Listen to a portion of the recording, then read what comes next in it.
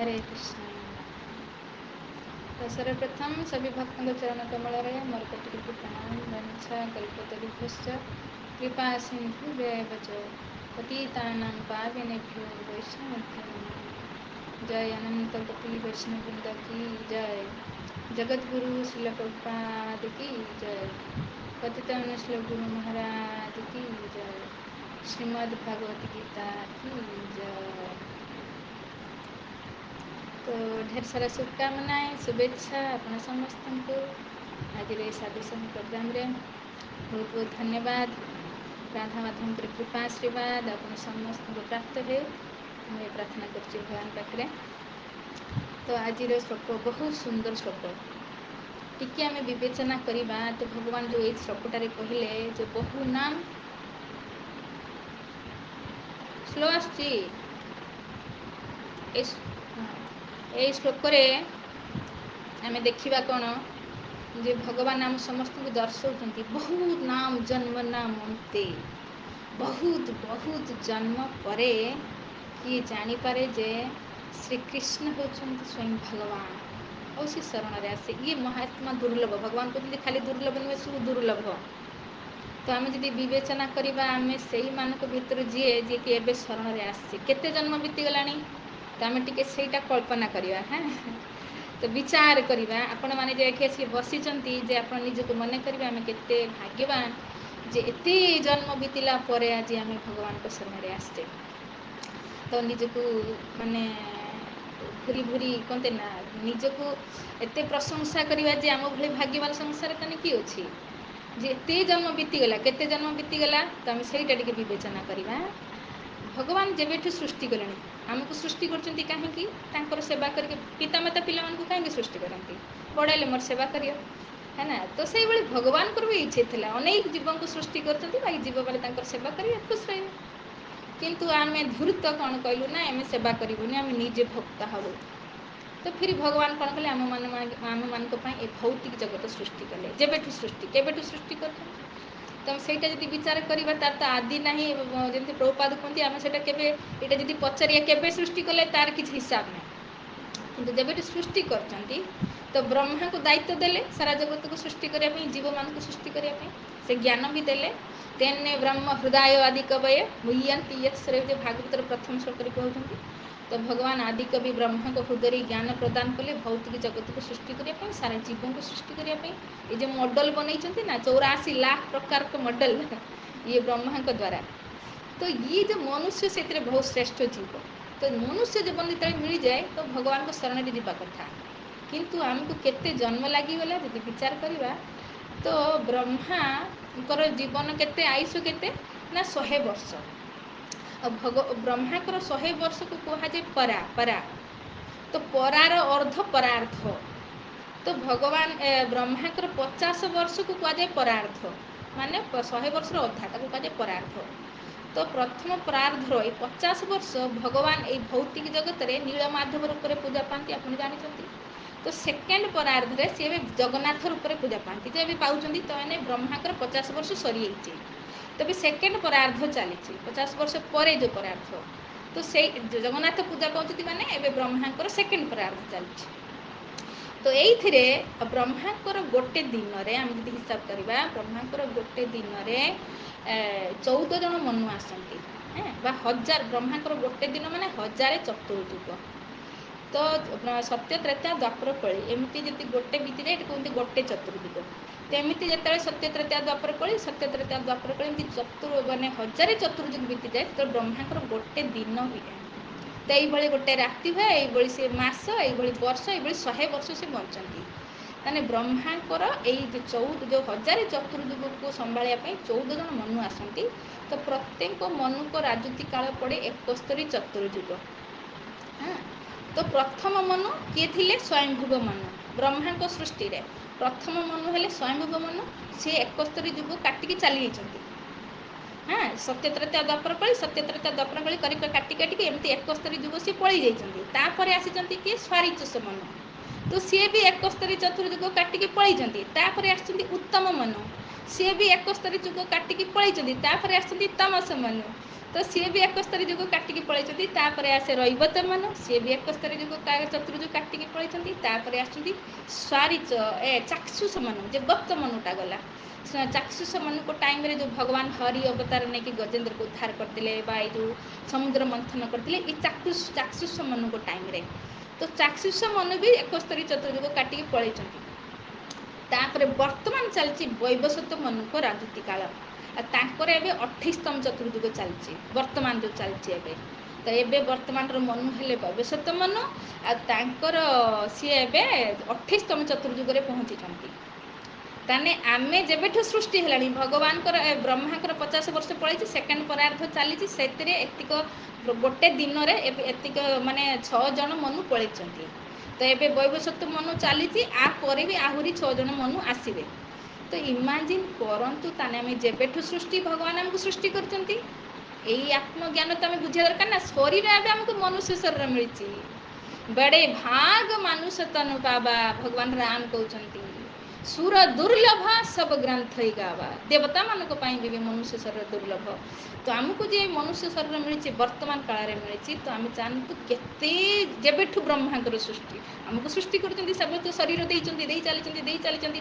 ତ କେତେ ଶରୀର ବଦଳିଛି, ଆମେ ହିସାବ କରନ୍ତୁ। କେତେ ଶରୀର, ପଶୁ ପକ୍ଷୀ କୀଟ ପତଙ୍ଗ, କ'ଣ ହେଇଛି ତାର ହିସାବ ନାହିଁ।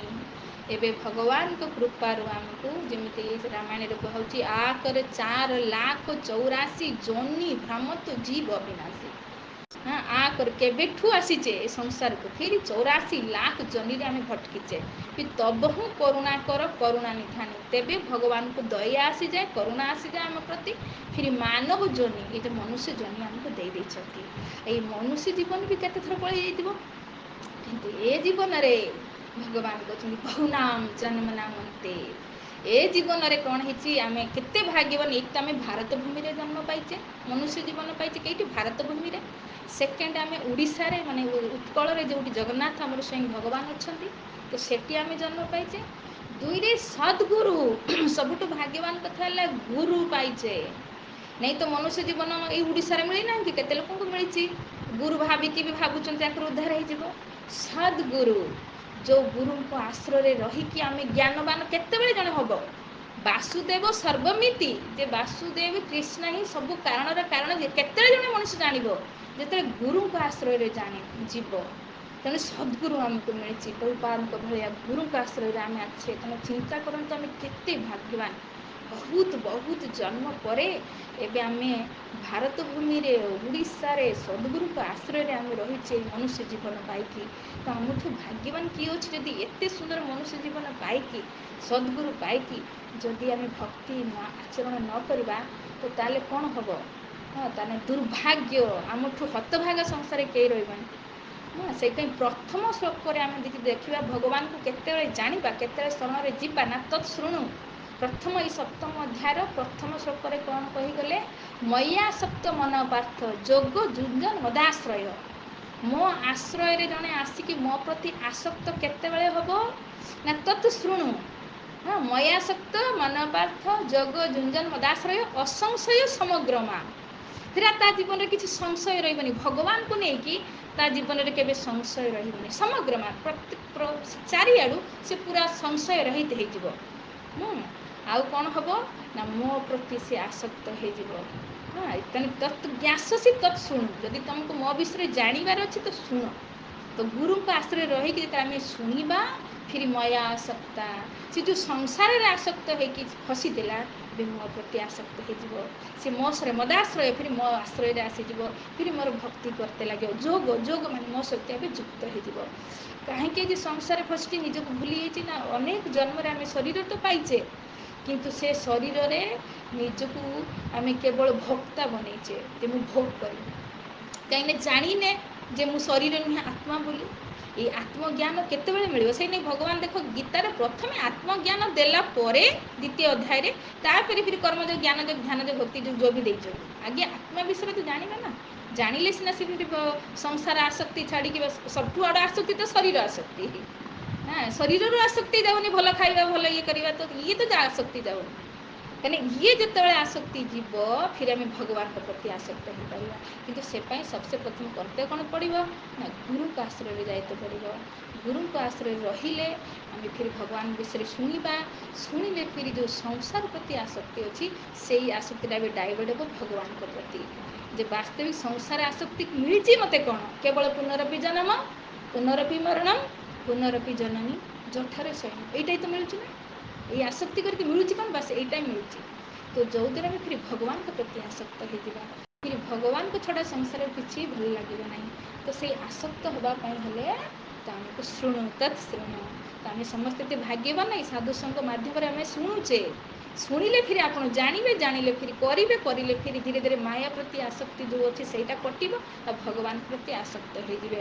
ମାନେ ପ୍ରଭୁପାଦ ଯେମିତି ଏଠି ପରପଟରେ ଲେଖିଲେ ନା ଶ୍ଵେତ ଉପନିଷଦରେ ଯେଉଁ କୁହାହେଉଛି, ଯଦି ଏତେ ସୁନ୍ଦର ଦୁର୍ଲଭ ମନୁଷ୍ୟ ଜୀବନ ମିଳିଲା ପରେ ଯଦି ଭଗବାନଙ୍କର ଶରଣରେ ଯିବ ନାହିଁ, ଭଗବାନଙ୍କର ଭକ୍ତି କରିବନି, ତ ତମ ଛଡ଼ା ଦୁର୍ଭାଗ୍ୟ ସଂସାର କିଏ ଅଛି। ଯେମିତି ଭଗବାନ ଭୋଲେନାଥ ବି ରାମଚରିତ ମାନସରେ ଯେତେବେଳେ ପାର୍ବତୀ ମା ଯେତେବେଳେ ଜିଜ୍ଞାସା କରୁଛନ୍ତି ଭଗବାନ ରାମଙ୍କ ବିଷୟରେ ଜିଜ୍ଞାସା କରୁଛନ୍ତି ଶୁଣିବା ପାଇଁ, ତ ସେ ଆଗେ ଭୁରି ଭୁରି ପ୍ରଶଂସା କରିଛନ୍ତି। ଧନ୍ୟ ଧନ୍ୟ ଗିରିରାଜ କୁମାରୀ ତୁମ ସମ ନେହି କୋଇ ପରୋପକାରୀ। ତମଠୁ ଧନ୍ୟ, ତମେ ଧନ୍ୟ, ତମଠୁ ପରୋପକାରୀ କେହି ନାହିଁ। ତୁମେ ରାମ କଥା ଶୁଣିବା ପାଇଁ ଚାହୁଁଛ, ପୁଛେ ହୁଁ ରଘୁପତି କଥା ପ୍ରସଙ୍ଗା ସକଲ ଲୋକ ଜଗ ପାବନି ଗଙ୍ଗା। ତମେ ରାମ କଥା ଶୁଣିବା ପାଇଁ ଜିଜ୍ଞାସା କରିଛ, ଏ ରାମ କଥା ପୁରା ଜଗତକୁ ଗଙ୍ଗା ଭଳି ପବିତ୍ର କରିଦେବ। କିନ୍ତୁ ଯିଏ ଏଇଭଳି ରାମ କଥାକୁ ନ ଶୁଣିବ ତ କ'ଣ ଗତି ହେବ? ବହୁତ ସୁନ୍ଦର ଦ୍ୱିପଦରେ କହୁଛନ୍ତି, ଆମେ ଶୁଣିବା କ'ଣ କହୁଛନ୍ତି। ଜିନି ହରି କଥା ଶୁନତ ନାହିଁ କାନା ଶ୍ରବଣ ରନ୍ଧ୍ର ଅହି ଭବନ ସବାନା। ଏତେ ସୁନ୍ଦର ଭଗବାନ ମନୁଷ୍ୟ ଜୀବନ ଦେଇଛନ୍ତି ଆଉ କାନ ଦେଇଛନ୍ତି। ଏ କାନର ଗାତ ମାଧ୍ୟମରେ ଯଦି ତମେ ହରିକ କଥାକୁ ନ ଶୁଣିଛ ତ ଅହି ମାନେ ସାପର ବିଳ ସହିତ ସମାନ ଏ କାନଟା। ତାପରେ କ'ଣ କହୁଛନ୍ତି, ସନ୍ତ ହିଁ ନୟନ ହିଁ ସନ୍ତ ଦର୍ଶନ ହିଁ ଦେଖା ଲୋଚନ ମୋର ପଙ୍ଖା କର ଲେଖା। ଯଦି ଏତେ ସୁନ୍ଦର ଆଖି ଦେଇଛନ୍ତି, ଆଖିରେ ଯଦି ସନ୍ତ ମାନେ ମହାତ୍ମା ଭଗବାନଙ୍କର ପ୍ରିୟ ଭକ୍ତଙ୍କୁ ଦର୍ଶନ କଲେ ନାହିଁ, ତାହେଲେ ଏ ଆଖିଟା କେମିତିକା ମୋର ପଙ୍ଖ ଲେଖା। ମୋର ପଙ୍ଖ ଭିତରେ ଗୋଟେ ଆଖି ଭଳିଆ ଦେଖାଯାଏନି, ତ ଆଖିଟା ସେଇଭଳି, ତାରି ସହିତ ତୁଳନୀୟ। ତାପରେ କ'ଣ କହୁଛନ୍ତି, ଜିନି ହରି ଭକ୍ତି ହୃଦୟ ନାହିଁ ଆନି ଜୀବନ ସବ ସମାନ ସୁପ୍ରାଣୀ। ଯାହାର ହୃଦୟରେ ହରିଙ୍କ ପ୍ରତି ଭକ୍ତି ଆସିଲାନି, ତ ସେ ଜୀବନଟା ଶବ ସହିତ ତୁଳନୀୟ, ସେ ମୁର୍ଦା ତ ଜିନ୍ଦା ଲାଶ। ତାପରେ ବହୁତ ସୁନ୍ଦର କହୁଛନ୍ତି, ଜିନି ହରି ନା ଯ ନାହିଁ କରଇ ରାମ ଗୁଣ ଗାନା ଜିଭସ ଦାଦୁରୁ ଜିଭ ସମାନା। ଏତେ ସୁନ୍ଦର ଜିଭ ଦେଇଛନ୍ତି, ଯଦି ଜିଭରେ ଭଗବାନ ହରିଙ୍କର ଗୁଣଗାନ ଜଣେ ନ କଲା ବା ହରିଙ୍କର ନାମକୁ ଗାନ ନ କଲା, ତ କେମିତିକା ନା ଦାଦୁରୁ ମାନେ ବେଙ୍ଗ ସହିତ ତୁଳନୀୟ। ସେ ତା ଜିଭଟା ବେଙ୍ଗ ସହିତ ତୁଳନୀୟ। ବେଙ୍ଗ କ'ଣ କରେ, ଦିନ ସାରା ଟର ଟର ଟର ଟର କରେ, ଟର ଟର କରିକି କାହାକୁ ନିମନ୍ତ୍ରଣ କରେ, ସାପକୁ ନିମନ୍ତ୍ରଣ କରେ, ଆ ମୋତେ ଖା। ତ ସେଇଭଳି ଆମେ ଜୀବନ ଭରିକି ସଂସାର କଥାବାର୍ତ୍ତା କରିକି ଆମେ ଯମରାଜକୁ ଡାକୁଛେ, ଆଓ ମୋତେ ପକଡ଼ିକି ଧରିକି ନେଇଯାଅ। ତ ଏଇଆ ଆମ ସହିତ ହେଉଛି। ତ ସେଇ ପାଇଁ ଆମେ ସମସ୍ତେ ଭାଗ୍ୟବାନ ଯେ କମ୍ ସେ କମ୍ କେତେ ଜନ୍ମ ଲାଗିଗଲା ନା। ଆପଣ ଇମାଜିନ୍ କରନ୍ତୁ, ଆତ୍ମା ତ ମରେନି ନା, ଶରୀର ତ ଆମେ ବଦଳୁଛେ ନା। ତ ଯେବେଠୁ ସୃଷ୍ଟି ସେବେଠୁ ତ ଆମକୁ ଭଗବାନ ସୃଷ୍ଟି କରୁଛନ୍ତି ଆତ୍ମା ରୂପରେ। ତ ଆମେ ଶରୀର ମିଳୁଛି, ତ ମିଳିଛି କେତେ ଶରୀର ଚାଲିଗଲାଣି। ବ୍ରହ୍ମାଙ୍କ ଗୋଟେ ପରାର୍ଦ୍ଧ ପଳେଇଲାଣି, ଦ୍ୱିତୀୟ ପରାର୍ଦ୍ଧରେ ଆମେ ଅଛେ। ତ ଏବେ ବି 6 ଜଣ ମନୁ ପଳେଇଲେଣି। ତ ସପ୍ତମ ମନୁଙ୍କ ଟାଇମ୍ରେ ଆମେ ଆଜି ମନୁଷ୍ୟ ଜୀବନ ପାଇଛେ, ପୁଣି ଓଡ଼ିଶାରେ ପାଇଛେ, ସଦ୍ଗୁରୁଙ୍କ ଆଶ୍ରୟରେ ରହିଛେ।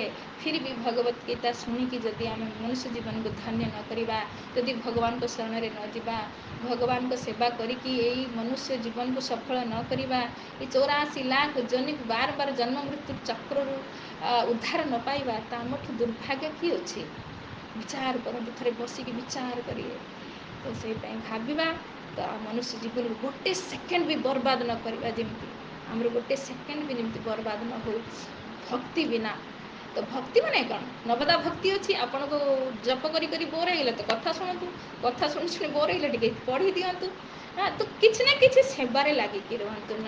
ଭଗବାନ ଇନ୍ଦ୍ରିୟ ଦେଇଛନ୍ତି ନା, ଆଖିରେ ଦେଖନ୍ତୁ, କାନରେ ଶୁଣନ୍ତୁ, ଜିଭରେ ପ୍ରସାଦ ପାଆନ୍ତୁ, ନାମ କରନ୍ତୁ, ବାସ୍ ଭଗବାନଙ୍କ ସହିତ ଯୋଗନ ଯୁଜନ ମଦାଶ୍ରୟ, ଯୁଗ ଯୁକ୍ତ ରୁହ ଭଗବାନଙ୍କ ସହିତ।